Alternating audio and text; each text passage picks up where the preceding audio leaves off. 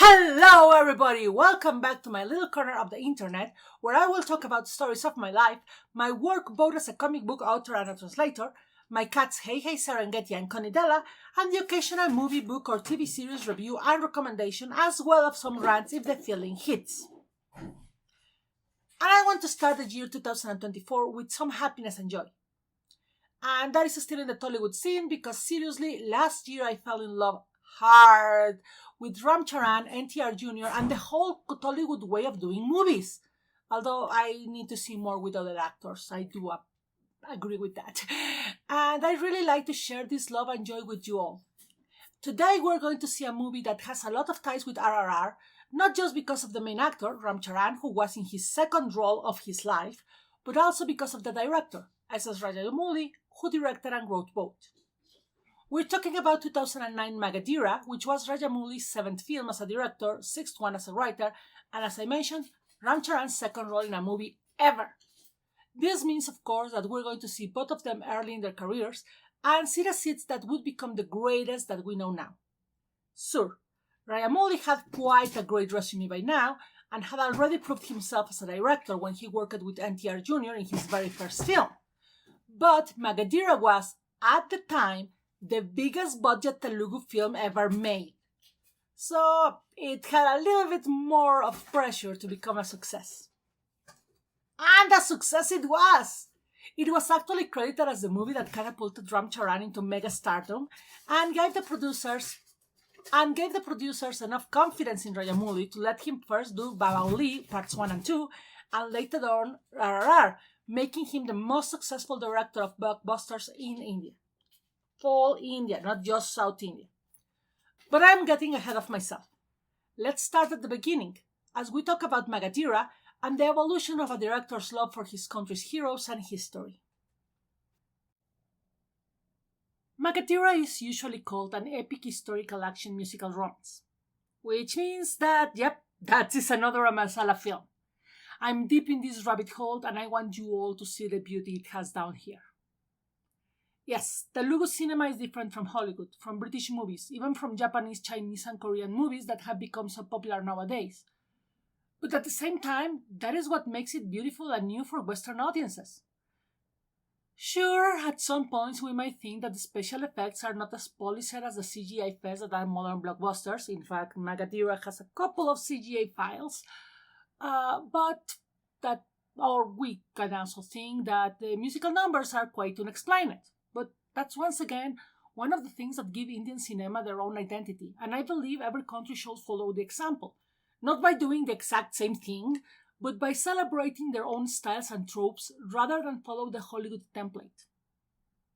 I mention this now because Magadheera is part of the work of director-writer SS Rajamouli, who also wrote and directed RRR, as I keep mentioning, and whose body of work has an amazing love for India, their people, and their culture that shines through every single one. More importantly, most of his work relies on the love that Indian people have for each other, not just the main romantic pairing, when he bothers to have one. Yeah, I'm getting there. Because although Magadheera is completely centered in a love story, a tragic one in parts, and completely heterosexual, it also showcases strong male friendships. Babali Part 1 and 2 is more about the family relationships among the cast, and yes, I will talk about Babali in the future as my first non-Ram Charan or Tarak Tollywood movie. And in RRR, well, Rajamouli is on record saying that he doesn't see Sita and Ram's relationship as romantic, while the Bhim and Jenny's relationship is kind of doomed at the end, not only as they don't understand each other at all. I mean, half of their lines is, "I wish I know what you are telling me." Great communication skills, guys. But also, he ends up as a fugitive of her country. So yeah, hard to see wedding knots in there. Another interesting thing is that while his movies are clearly marketed as Tollywood movies by marketing, he openly dislikes the division between the different language industries in the country and insists that all of the movies should be considered Indian movies, not Tamil, Telugu, Hindi, and so on. And while not everyone agrees with him, his message of unity remains. So what is Magadheera about? For a masala film, Magadheera is pretty straightforward. As I said, it's an epic historical action romance musical comedy, but hey, That's only 5 genres, and while there are a couple of plot twists, most of the story is linear, even if we don't find out about Harsha's and Indu's past lives until after the interlude. Because every single Tollywood film has an interlude, given that they all scratch the 3-hour runtime. And I think I have mentioned this before, but it bears repeating, especially when the directors, such as Rajamouli, get creative with the interlude card. Like the one in Magadheera that reads, "In 10 minutes, we will go back 400 years to the past!" Here is when, once again, I remind you that there will be spoilers in this review, and that if you are interested in watching Unspoiled, this is the moment to pause my video and go and hunt Magadheera on the net. It's a very fun movie to watch and be surprised by. Also, this time I'm going to try something a little bit different from my usual style and describe the action and the plot a bit more than usual, in more detail than the summary I usually do. So if you decide that you want spoilers, you will be a lot less lost than usual. I might also compare it a bit with RRR. Scratch that. I will compare it also a bit with RRR, given that, of course, it's by the same director and writer, and I really want to point out how Rajamouli's work has improved and evolved, as well as certain tropes that change a little bit how you may see the Ram and Bean relationship in RRR. So, we start with the credit created by a comet falling on Earth, and then the credits on top of vague, blurry images of a battle and a bombastic voice counting. These images are very blurry, so we can barely understand what's going on, and are stills. A warrior, a woman throwing something at a rock, someone begging Baibara to tell her the truth about his feelings, a god statue, and the warrior fighting someone else and cutting their head off. When the credits end, we see a little bit more clearly as the woman who was begging for the truth raises her bloody hand to her warrior, Baibara, who has a very nasty arrow coming out of his chest. They both are obviously dying, and she begs for him to let her know the truth of his feelings once again. He gives then one of the most romantic declarations of love I have ever heard as he pulls out his armor, arrow in his chest included. My being, my breath, my destination. You're everything for me, my Mitra. I mean, really, how can you not love a man like that?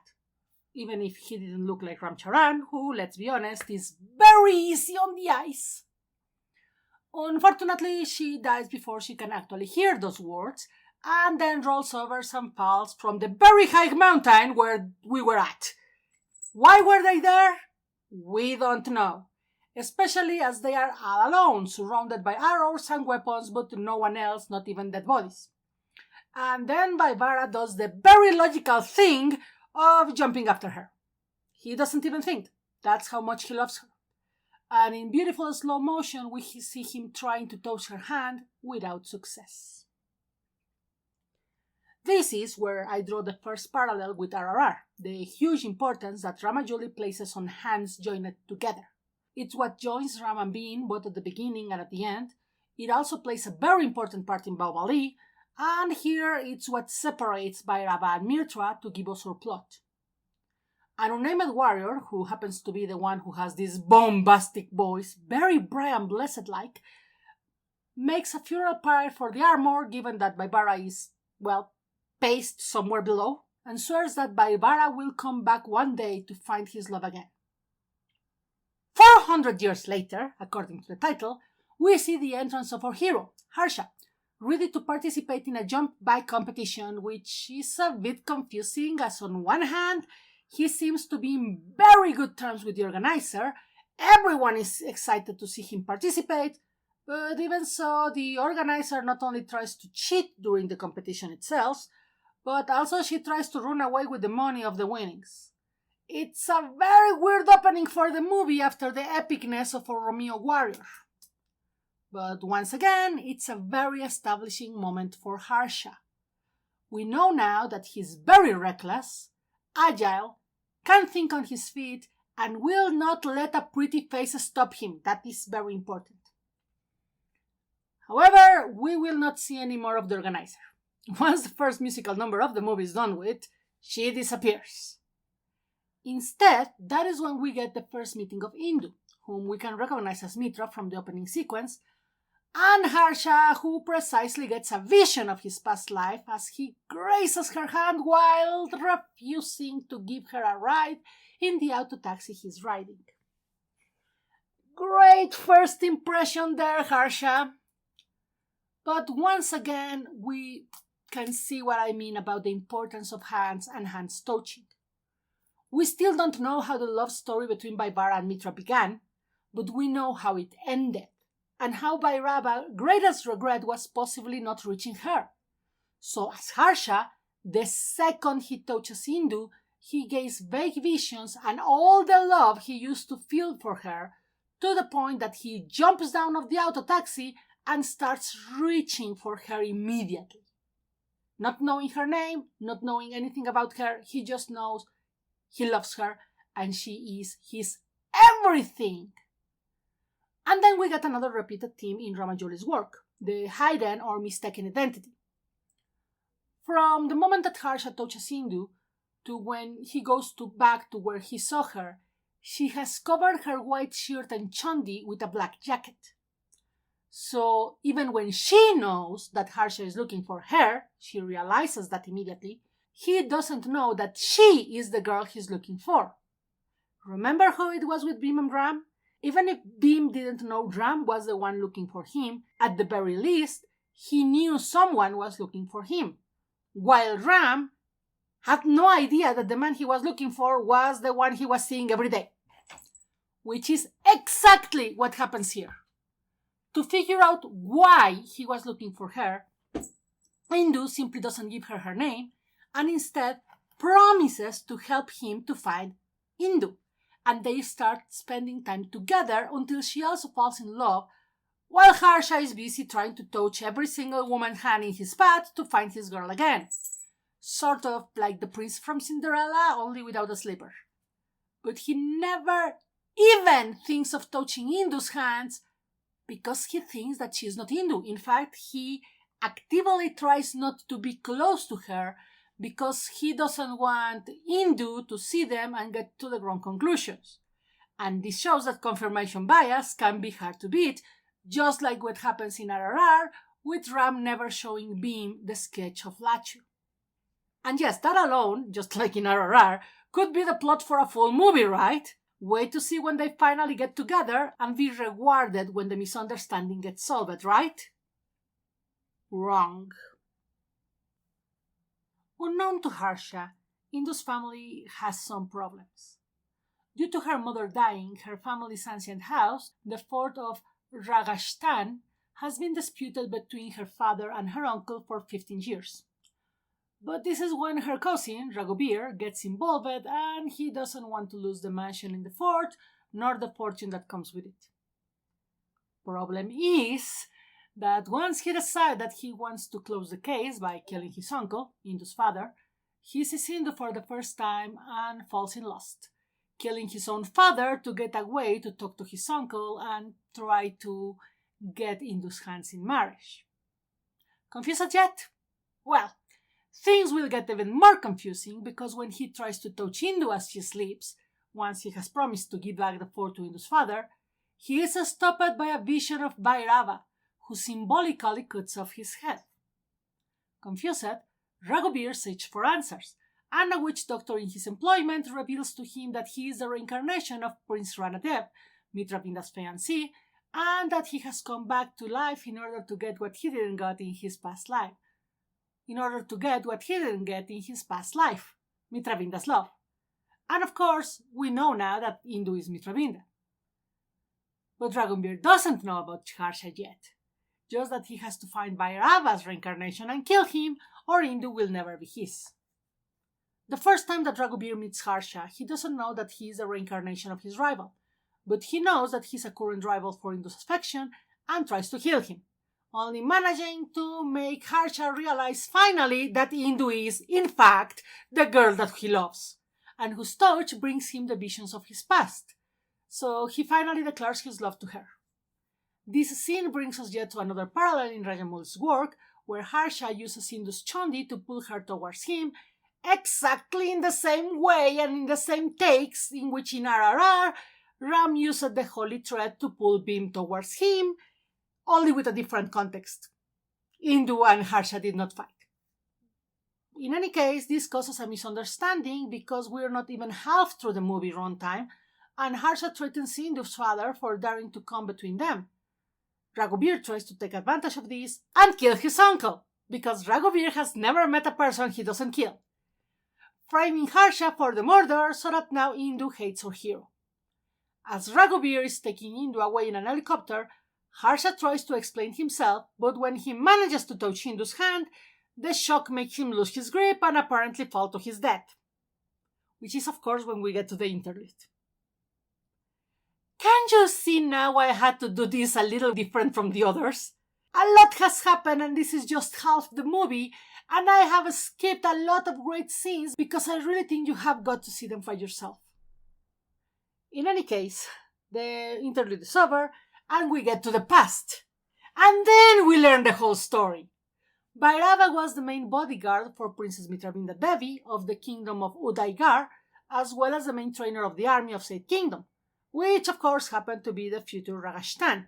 Mitravinda reciprocates his love, but is engaged to marry her cousin, Ranadev, who is the leader of the Udaigar armies. When Ranadev insults Mitravinda's honor, half driven by his jealousy of Bhairava and half by his greed, wanting to be the future king and not the future prince consort, Bhairava beats him in a race, which the loser of has to be exiled, and the winner would get Mitravinda's hand. However, as the kingdom is in danger because the warlord Sher Khan is coming, and Bhairava's clan has a reputation for dying before they turn 30, the Maharaja begs Bhairava not to marry Mitravinda so that she will not live like a widow. I have to say, Sir Maharaja, you are an idiot. In any case, this makes Bhairava choose his duty over his love and break Mitravinda's heart by refusing to marry her. When Mitravinda is sent to a nearby temple to pray for the safety of the kingdom, Bhairava is sent to protect her, but to no one's surprise, Ranadev betrays the kingdom to Sher Khan, and the warlord shows there with his army after killing the Maharaja, ready to take Mitravinda for Ranadev and the kingdom for himself. Except when Bhairava fights against 100 men alone and still survives and kills the 100 men, Sher Khan is so surprised that he changes sides. Unfortunately, this is not enough to stop Ranadev from killing Mitravinda, being killed by Bhairava, and finally Bhairava killing himself, as we saw at the beginning of the film. It is Sher Khan the one who leads the funeral pyre, which means we finally have some context for the beginning.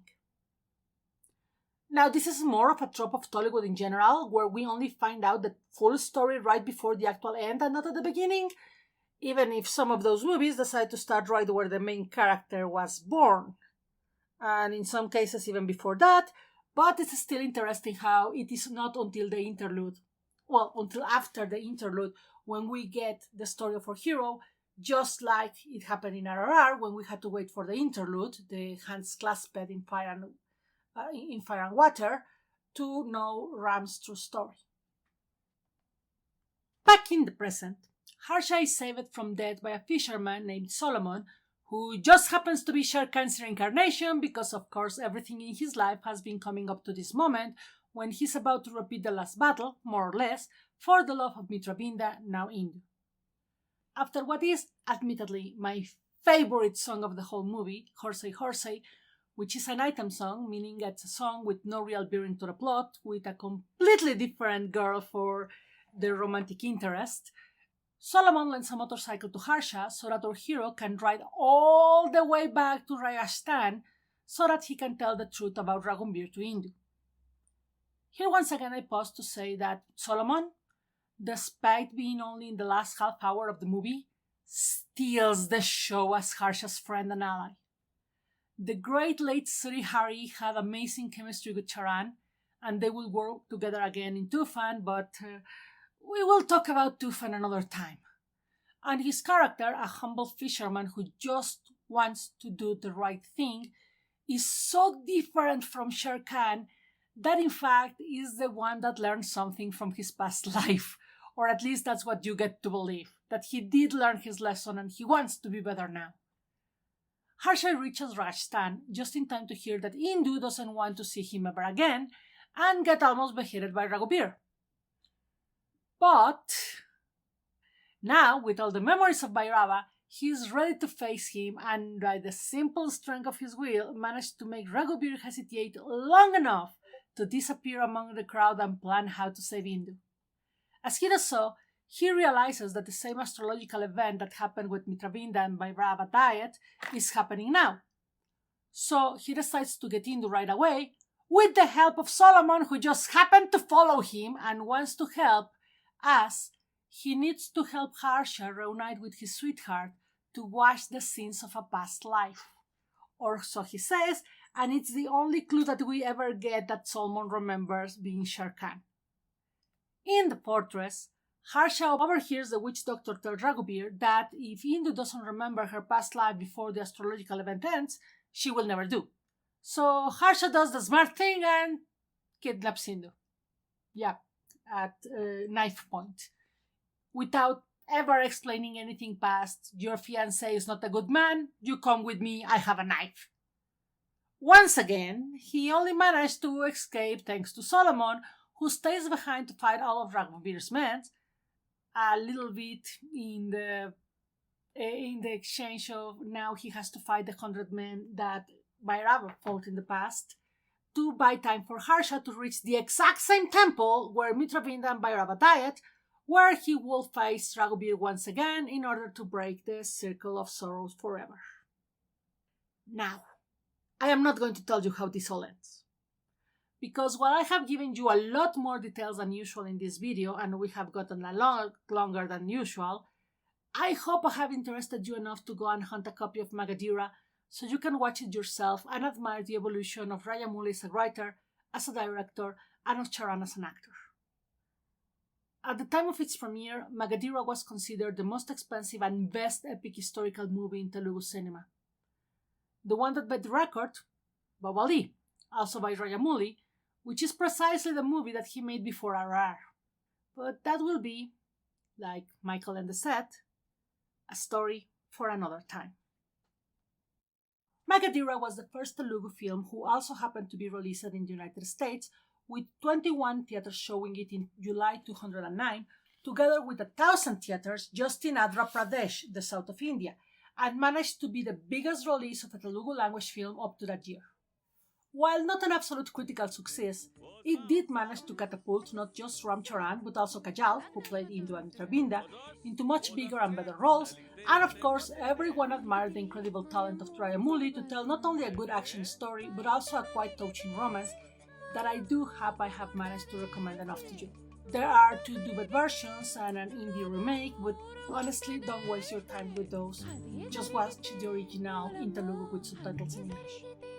I want to thank my dear patrons Mitch Hyman, Elaine Ho, Jessie, Kelly Ryler, and Walter Philip Leto, as well as my first supporter Tania Pineda and the most amazing Amy Sung, without whom none of my videos would be possible.